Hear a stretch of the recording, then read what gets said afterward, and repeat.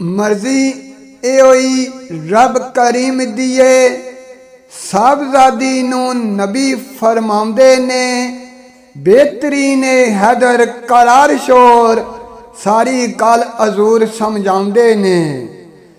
सुन के ओ कौम खामोश हो गई ज़हरा पर्दे शर्म दे लबां ते आउंदे ने पर्देदार ते पर्दे हया वाले पर्दे विच पर्दे पर्दे पाउंदे ने।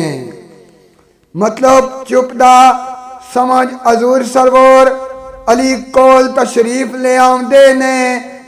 तेरी अर्ज या अली मंजूरी होई आका खुशी दे नाल बतलाउंदे ने।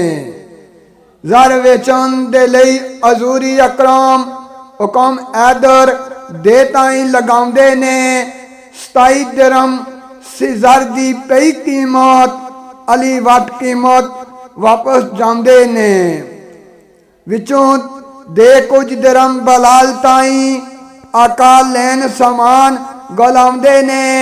खुशबू अतर छुआरे बलाल लैके अदबों आन के पेश टकाउंदे ने। उम्मे सलमा दे ताईं हजूर साईं दरम बचे होए बाकी फड़ाउंदे ने। उम्मे सलमा दे ताईं हजूर साईं दरम बचे होए बाकी फड़ाउंदे ने।